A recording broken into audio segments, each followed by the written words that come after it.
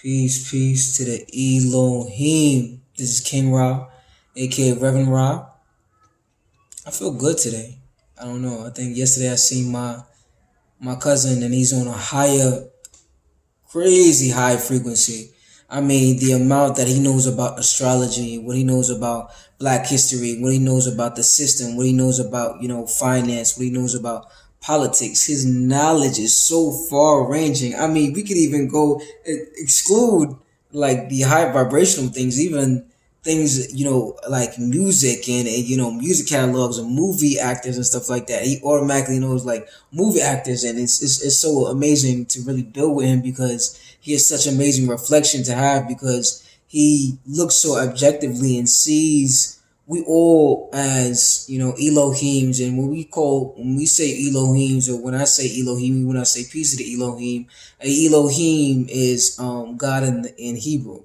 So when we say Elohim, he sees on such a high vibrational, we'll say God level, 360 degrees, that he's able to see your perspective, his perspective, the perspective of the person you're talking about, you know what I mean, and then even assimilate them onto an understanding where he's able to give the best advice to each party. So, I mean, just building with him yesterday definitely put me on a huge vibration, or a huge higher vibration. I got some deep meditation in, and had a very blessed realization during a meditation session I had this morning, or it was yesterday morning. But yo, the topic I wanted to talk about today, so we can get straight into it. And I had a prior conversation about this topic. I just want to share it right now in this message so somebody can understand, overstand. Before I speak on this, I just want to say that I want the spirit of understanding, the spirit of wisdom, the spirit of of even effective communication, the spirit of adding value to be endowed through this message, and I want you to be imbued with the spirit of discernment, so that the right words, the right phrase, the right sentences, comes into your reality, and you see a solution now. You see a way that you can resolve a conflict in your ego, resolve a conflict with someone else, external to you, which really is a manifestation of your ego. But the topic I want to talk about today is gratitude. Gratitude.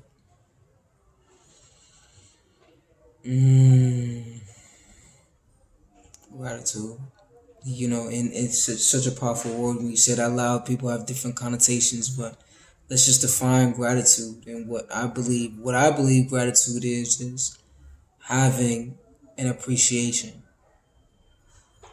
And you can go into different sects of that, but that's just at base level. Gratitude is having an appreciation. And there is a profound power around appreciating things in your reality. Because I know a lot of people say, if you don't appreciate what you have, how can you have more? And that's true. If you do not appreciate what you have, how can you have any more? Why would you be blessed for more if you don't appreciate what's in front of you? Before we get into that part of gratitude, there's so many people who don't even have appreciation for even their own senses. Let's not even get that deep. Let's go deeper than that. Not even for the senses. They don't even appreciate waking up this morning.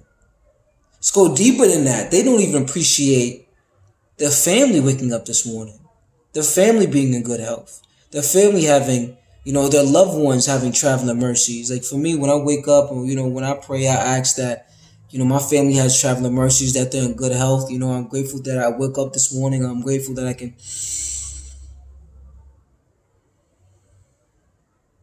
take a deep breath.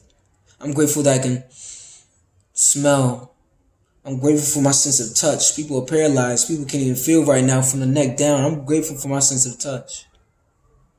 I'm grateful for my sight. I'm grateful for my hearing. Just listen. I hear the trains in the distance from me. I'm in New York. But what do you hear right now in your reality? Be grateful for that you can even hear. What do you taste? You probably taste what you ate last. But that appreciation that you're able to taste, just having that gratitude for each of your senses puts you in a higher vibration, because you have an appreciation for life. And you have appreciation of not only life, but you being life and life flowing through you, and you being able to express that vitality that you know is not of you, is of you and within you. And you are an expression of that vitality. You want to share this appreciation and gratefulness in life through how you even communicate with other people, and the endeavors that you express yourself through. Um, you know, and that's a part of gratitude that I wanted to definitely speak on. Just have an appreciation or gratitude for your being, and a gratitude for your senses, gratitude for your loved ones. Because what we always do is we always have an appreciation for our senses when it's gone. You know what I'm talking about. When you get sick, I can't breathe. Or you get clogged up. You can't breathe, or you get clogged up. You can't hear. You can't hear because your sinuses are clogged up. You know what I mean? Something happens, and you get a scratch in your eye. Your eye gets swollen up, and you can't see. And everybody's like a blur. You can't see, and that's when you start appreciating is when it's gone, or when that loved one is sick. Now you're like, man. Or when you're sick and now you're like, man, I love just getting up and just having energy. You know, like I'm sick right now, I'm fatigued, I don't get up, I don't feel like doing anything. And it's always when you don't have it that you always appreciate it being there. So appreciate what you have in front of you. That's how you get more. Right? I want to challenge that idea that when you appreciate, you get more. Here's what happened in my journey. And gratitude, and in using the power of gratitude. Sometimes you can become too grateful.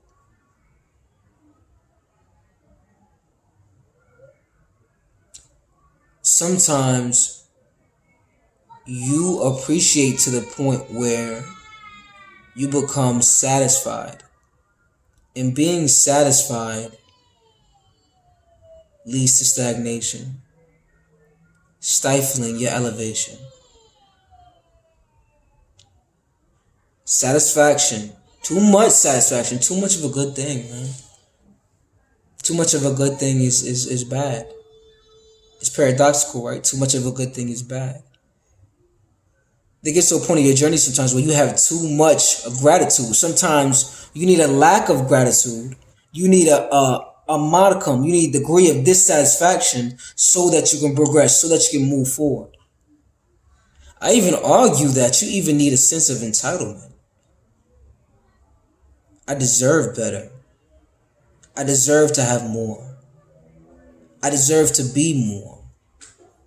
That sense of entitlement also pushes progress. If you think about it, dissatisfaction and entitlement is everything is what we tap into when we want to progress, when we want to move forward.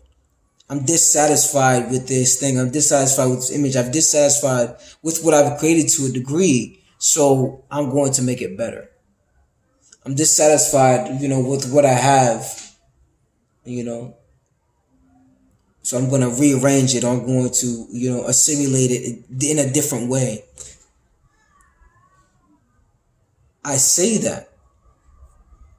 You still do need a level of gratitude, but you do need a level of not appreciating, or appreciating to the point where you become satisfied. Because satisfaction leads to stagnation, stifling your elevation. That's the message I want to give. Be careful in your gratitude. Have gratitude for your being. Have gratitude for the vitality flowing through you. Have gratitude for your family. Have gratitude for your senses. Have gratitude for the blessings and the lessons that have been attracted and accumulated in the experience. But then also be a little dissatisfied. I want more. I deserve more. You know, a feeling of entitlement of this can be better. It pushes progress. It moves you forward. Sila.